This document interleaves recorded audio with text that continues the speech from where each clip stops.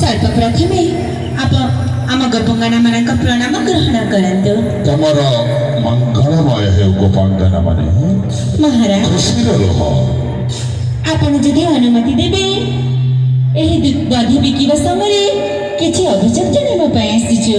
गोपांगना माने हां महाराज तमर पुणी महाराज कंस निकटरे अभियोग।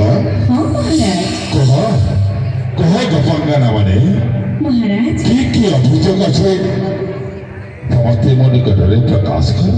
हे महाराज आपण तो जानि छथि नंदराजर गोटिए संतान ता नाम होछि कान्हो।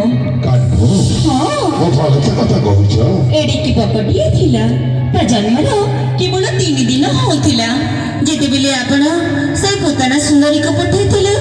ओहो से पोताना सुंदरी को एमिति निर्भव भावे हत्या कलो। ओह कहिबा करी लज्जा लागुछे। आउ कोन से करिछि मो भणजा सकटा बकटा संडासुर बाकसुर ओहो गोटी गोटी करी समस्त राक्षस को निर्मम भावे से हत्या कला।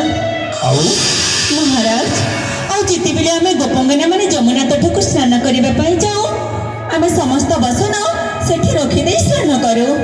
जिते बेले स्नान करू लुचि लुचि आसी हम समस्त का बसन चोरी करी नहीं से कदम डालारे बांधी दिए।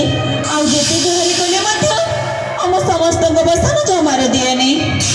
गोपांगना माने खाली कोन सेतिके मो भणजा तमर बसन चोरी करूछि। हां महाराज आउ कोन करिछि मो भणजा महाराज हे महाभाग सुनिबा हे रुहे रुहाई हे महाभाग सुनिबा हे रुहे रुहाई सेई कोरा कृष्ण वदई दे सेई कोरा कृष्ण वदई दे बबरे पाराई हे महाभाग सुनिबा हे रुहे रुहाई हे महाभाग सुनिबा हे रुहे रुहाई।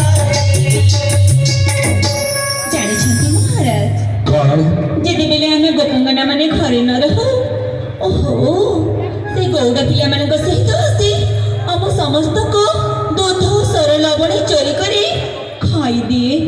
यथार्थ लवणी सरा चोरी करूछि। महाराज आ जेते बेले गोपी मानक वस्त्र हरण करूछि। हां आ जेते बेले आमे दधी बिक्री करबा पई बाहर को जाऊ से छळना करी हम समस्त को मठिया भांगी दिए। से माछर को भांगी देउछि। महाराज सुन सुन गोपांगना माने मो भणजार मो शास्त्र दंड विधान निश्चय करे। एतिकी गोहरी मो तुमको कथा देउछि गोपांगना माने मो भणजार दंड विधान मो करिबी। हां महाराज सेति पई तो आ सुन गोपांगना माने महाराज तमे निर्भरे ए मथुरारे दही दूध सारा लवणी उचित मूल्य पाई बिक्री करि पारिबो। सत कहते महाराज महाराज आपण उचित शिक्षा देबे ना सिका। अच्छा सुनंत गोपांगना माने महाराज मो शुणुछि गोपुरर दही दूध सारा लवणी खूब स्वादिष्ट हां महाराज दियो।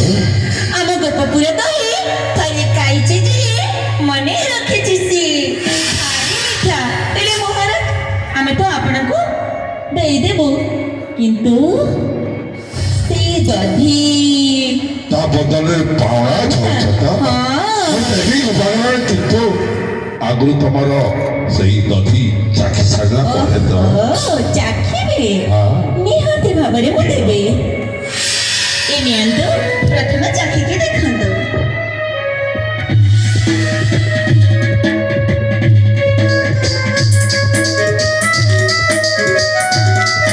ଦିଅ ଟିକେ ଦିଅ না না না না না না পাওনা নন্দ বাজে আমি কেহি ବି ଦହି ଦେବନି ଆଚ୍ଛା ଧନୁଯାତ୍ରା କମିଟିର ସଦସ୍ୟ ସଭାପତି ସମ୍ପାଦକଙ୍କୁ ଦେଉଛି ନିର୍ଦ୍ଦେଶ ମହାରାଜ ଦହି ଖାଇବେ ପାଉଣା ଦେବୀ କମିଟିର ସଦସ୍ୟମାନେ ଆସ କମିଟିର ସଦସ୍ୟ